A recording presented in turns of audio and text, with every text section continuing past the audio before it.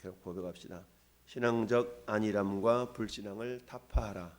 신앙적 안일함과 불신앙을 타파하라. 아멘. 신앙적 안일함, 불신앙을 타파하라. 많은 지명들이 나오는데 우리가 일일이 이걸 다 기억할 수는 없지만 우리가 원리적인 부분을 우리가 이해하면 되겠습니다. 자, 사사시대는 출애굽 이후에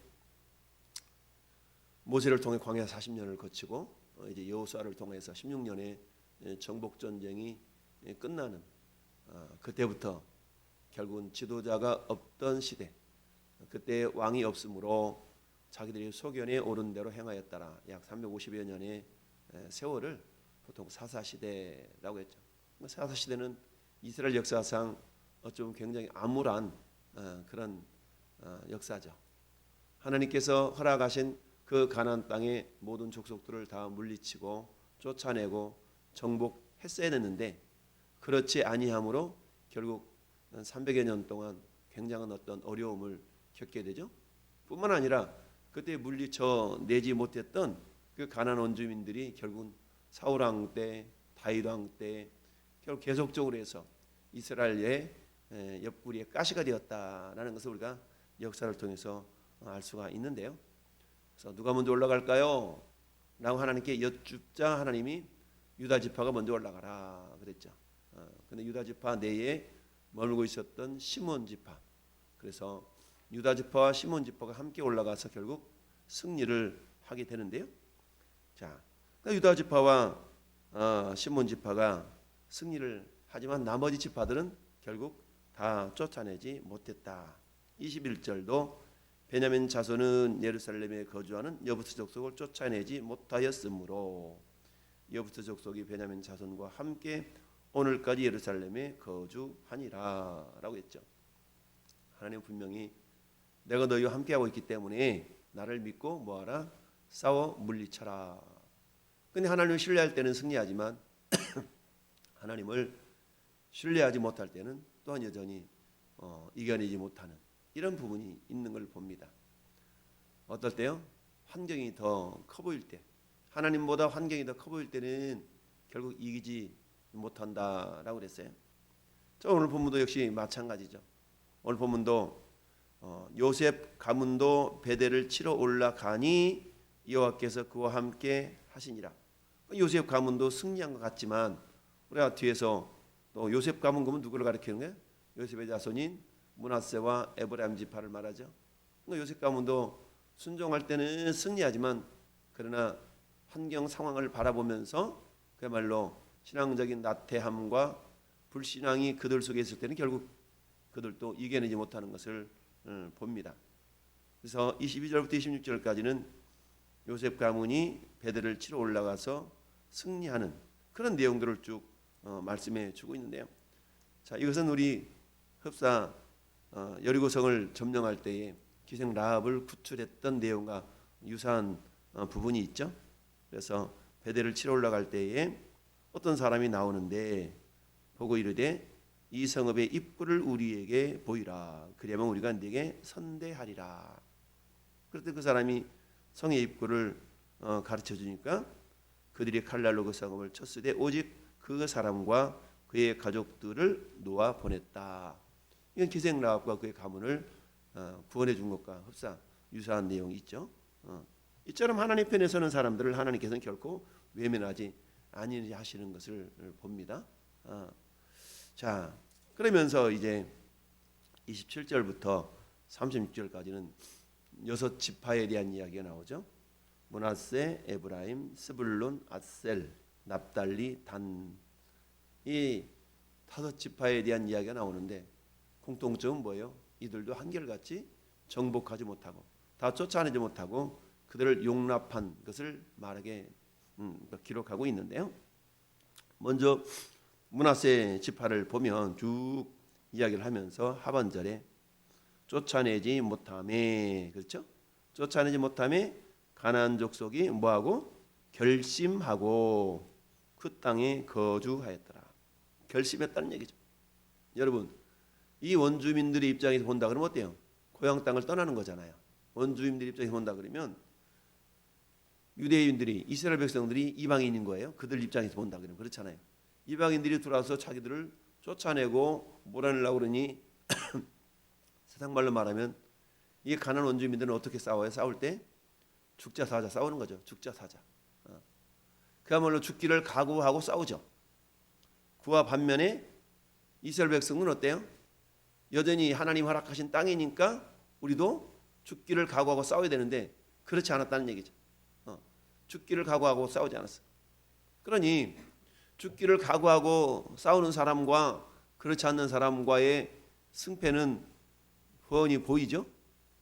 근데 하나님을 신뢰하고 하나님의 말씀에 순종하는 마음으로 나가 싸울 때는 승리했는데 그렇지 못할 때는 에이 그냥 내버려 두지 뭐, 에이 우리가 그냥 같이 살지 뭐, 이렇게 용납했을 때는 그들이 결심하고 그 땅에 거주하였더라. 그러니까 떠나지 않고 쫓겨나가지 아니었다라는 얘기죠.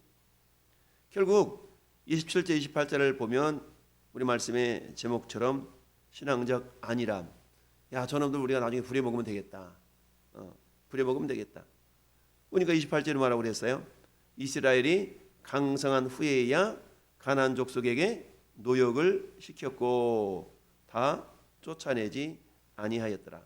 저놈들 뭐 일 시켜 먹으면 되잖아 라고 그랬다는 얘기죠. 그런데 그렇게만 했으면 좋겠지만 이 가나안 족속들의 세력이 그저 가만히 있는 것이 아니라 마치 칼을 갈듯이 그들의 세력을 조금씩 다시 키워나가는 그런 모습을 봅니다. 그래서 결심하고 그 땅에 거주하게 되었다라는 얘기입니다. 결국 이처럼 온전하게 쫓아내지 못한 가장 큰 원인은 생멸건 그야말로 단호한 어떤 신앙의 결단이 없었죠. 그리고 하나님의 말씀을 온전하게 신뢰하지 못한 거죠. 내가 너희와 함께하고 있기 때문에 올라가서 싸워. 그럼 이길 거야. 그 약속의 말씀을 부여잡고 나아갈 때는 승리했지만 그러나 상황을 보니 형편을 보니 그 상황과 형편을 볼 때는 하나님의 약속은 자그맣게 보이게 된 거죠. 다윗이 골리앗을 물리쳐 이기는 것과 이스라엘 군대가 골리앗을 볼 때의 상황이 전혀 다르죠. 현상은 똑같지만 바라보는 신앙의 관점이 다르다 보니까 다윗은 승리했지만 이스라엘의 군대들은 결국 은매 기죽어라고 하면서 감히 나가 싸우지를 못했던 걸 우리는 보게 됩니다. 에브라임 지파도 29절 보니까 에브라임의 겟셀에 거주하는 가나안 족속을 쫓아내지 못함에 가나안 족속이 어때요? 겟셀에서 그들 중에 거주하였더라. 여러분 그런데 자, 쭉 가면 갈수록 문제가 발생합니다. 어떤 문제냐?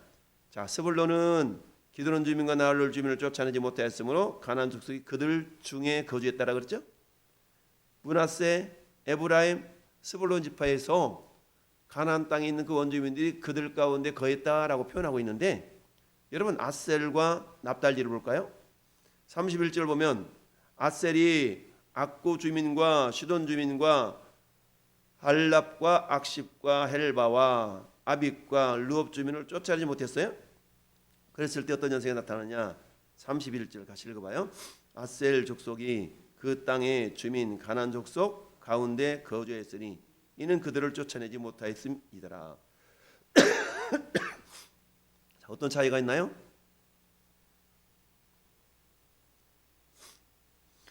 에브라임은 므낫세는 자 쫓아내지 못함으로 그들이 이스라엘 중에 거했다 그러거든요. 29절도 보니까 가나안 족속이 겟셀에서 그들 중에 거주했다. 그들은 이스라엘이에요. 에브라임 족속이에요. 30절도 스불론이 쫓아내지 못함으로 가나안 족속이 그들 중에 거주했다 그랬죠. 이 그들은 스불론이에요. 근데 아셀 지파에서부터는 뭐라고 표현하고 있냐면 이들이 쫓아내지 못하였으므로 아셀 족속이 그 땅의 주민 가나안 족속 가운데 거주했다. 역전 현상이 일어난 겁니다. 말하자면 이 아셀 지파가 소수가 된 거예요. 가나안 지파가 다수가 된 겁니다. 그 앞에 므낫세, 에브라임, 스불론은 하나님께서 그 가나안 지파들 몰아내다가 남아있는 족속들이 이스라엘 족속에 이렇게 스며 사는 소수로 표현하고 있지만 아셀 지파나 납달리 지파의 머물고 있었던 그 원주민들은 그들이 오히려 세력이 키워져 가지고 거꾸로 아셀이 그들 가운데 거하게 되는, 납달리가 그들 가운데 거하게 되는. 33절도 그러잖아요. 납달리는 베스메스 주민과 베다낫 주민을 쫓아내지 못하고 그 땅의 주민 가나안 족속 가운데 거주하였으나. 그렇죠? 그러니 하나님의 말씀을 온전하게 신뢰하고 나갔더라면 그야말로 유다 지파와 시몬 지파처럼 승리를 거머쥐었을 터인데 그렇지 아니하고 상황과 형편을 바라보며 나갔더니 그렇잖아요. 죽고 살기를 각오하고 싸우는 사람과 그 땅에서 하나님의 은혜로 인도함 받아서 그야말로 그들도 생명 걸고 결단하고 싸워야 되는데 그렇지 않고 싸우려고 하는 사람은 게임이 안 되죠.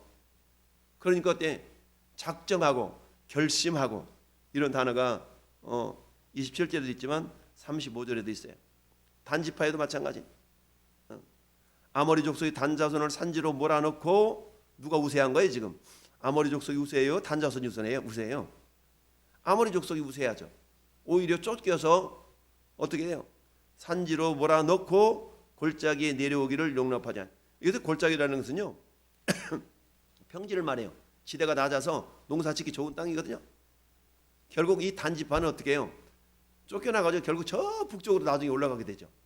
이런 일이 발생해요. 그랬더니 어때요? 결심하고 헤레스 산과 야알론과 살빔에 거주하였더니 요셉의 가문의 힘이 강성함에 아말의 족속이 마침내는 노이걸했다. 그러니까 여기 요셉의 가문은 어때요? 므낫세, 에브라임 지파를 말하는 거죠. 그러니 유다와 시몬은 그야말로 가나안의 남부 지역이에요. 남부 지역. 그다음에 므낫세, 에브라임, 스불론, 아셀 지파는 저 북쪽이거든요. 그러니까 가나안 북부 지역을 이렇게 점령해 있었던 그들이 힘을 다하여 그야말로 결심하고 그야말로 주님을 의지하고 신뢰하고 나가 싸워야 되는데 그렇지는 않았다는 거죠.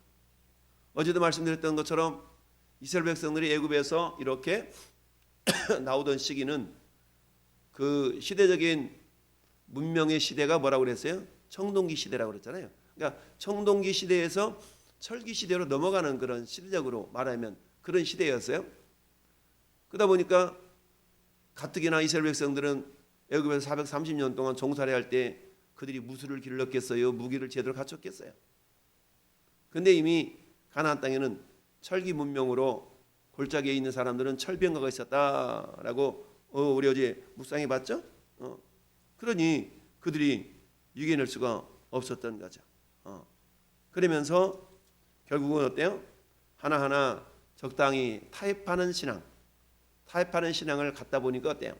오히려 단지파처럼 쫓겨 올라가는 거꾸로 역전 현상이 일어나는 그런 일들이 있게 된 겁니다. 자, 이걸 영적으로 우리에게 해석하면 어떤 일이 발생하느냐? 그것은 죄의 문제와 연결이 되어 있습니다. 죄라는 것은 굉장히 뿌리가 깊고 그야말로 끈질깁니다. 그러니 우리 내면 속에 있는 죄악의 요소들을 우리가 결단하고 확 잘라내지 않으면 마치 곰팡이가 피었을 때 곰팡이의 근본을 제거하지 않으면 또 곰팡이가 슬고 또 곰팡이 슬고 그러는 거 똑같은 거거든요. 우리 안에 있는 죄악의 요소들을 우리가 과감하게 끊어내지 못하면 어때요? 죄는 우리 안에서 둥지를 틀고 있게 됩니다. 그런 서양 속담이 있죠. 새가 머리 위를 지나가게 할 수는 있지만 머리에다가 둥지를 틀게 하지는 말아라. 이런 얘기가 있거든요. 그러니 그야말로 하나님을 신뢰하고 신앙의 결단을 가지고 이방인들을 몰아내지 아니하니까 오히려 그들이 거꾸로 이스라엘을 이렇게 몰아넣는 그런 역전 현상이 발생하게 되는 것처럼 우리 내면 속에 있는 죄악의 요소들도 마찬가지죠. 적당하게 이 정도면 괜찮겠지, 이 정도면 괜찮겠지 하는 그것 때문에 결국 우리가 어때요? 신앙적으로 굉장한 어려움을 겪게 되는 요소들이 많이 있다. 여러분 마귀는 어때요? 거짓의 아비잖아요. 그래서 에덴 동산에서부터 아담과 하와에게 죄악의 씨앗을 심어줄 때 어때요? 달콤한 목소리로 유혹하잖아요. 너희가 그것을 먹는 날에는 야, 눈이 밝아진다? 하나님과 똑같이 된다? 안 죽는다? 이게 거짓으로 교묘하게 속이니까 어때요? 속아 넘어가죠. 그런 것처럼 가나안 원주민들을 몰아내고 물리쳐야 될 그런 사명이 있었음에도 불구하고 그들이 마음의 결단을 하고 하나님을 신뢰하고 나가 싸웠어야 되는데 그러하지 못한 거죠. 오늘날에도 영적인 원리로 동일하게 마귀 사단은 우리의 심령 가운데 이만하면 됐지 뭐, 됐어, 적당해, 이렇게 우리에게 적당한 타협하는 신앙생활을 하도록 부추기는 경우가 있는 것을 우리가 알아야 됩니다. 죄악의 요소는 우리 내면 속에 뿌리가 깊숙이 내리지 않도록, 여러분, 우리의 싸우는 무기 고린도 후서에 뭐라고 말씀하고 있습니까? 견고한 진이라고 하잖아요. 견고한 진. 그 진지가 무너져야 되거든요. 진지가 무너져야 돼. 그런데 마치 뱀이 또아리 들고 있는 것처럼 그런 것도 우리가 허락해서는 되지 않는다라는 얘기입니다. 그야말로 이 전쟁에서 완전하게 정복하지 못하니까 사사기 350여 년에 암울한 암흑기를 맞이하게 되었던 걸 봅니다. 한마디 하면 초전에 온전하게 그들을 정복하고 나아가지 않은 이유 때문에 350년이라는 엄청난 세월 기간 동안에 이스라엘의 고난을 당했던 걸 보게 되죠.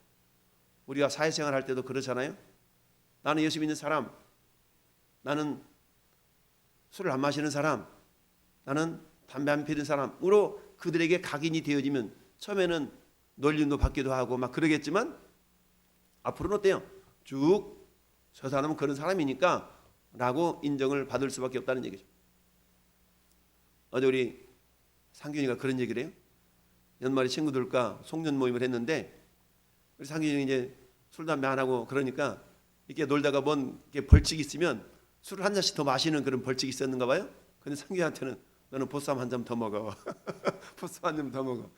이런 벌칙을 자기는 당했다. 이런 얘기를 하던데 그렇잖아요. 내가 어떤 존재인가 정체성을 확 드러낼 때 처음에는 어려울 수가 있지만 그러나 이미 그렇게 각인이 되어져 버리면 어때요? 그 다음부터는 오히려 더 순탄하게 될 수가 있죠. 근데 그렇지 않으면 계속 더 끌려가게 되죠. 너 지난번에도 소주 한잔 했잖아. 너 지난번에 그랬잖아.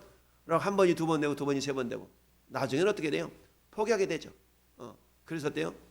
그들이 우리 가운데 거하는 모습이 있는 것이 아니라 내가 그들 가운데 거하게 되는 그런 모습이 신앙의 역전연성이 나타날 수가 있더라.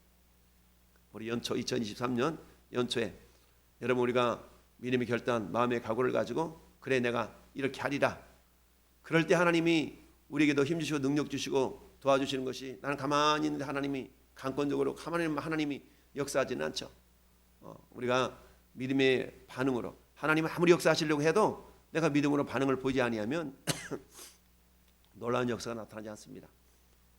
오늘 2023년 연초 벽두에 우리가 믿음의 결단을 가지고 정말 하나님을 기쁘시게 할 것이 무엇인가 믿음의 각오와 결단으로 우리가 한 걸음 한 걸음 나가 2023년 연말에는 내가 이렇게 행하였노라고 주님을 자랑하고 주님께 칭찬 듣는 모든 성도가 될 수 있기를 예수님의 이름으로 축원합니다. 아멘.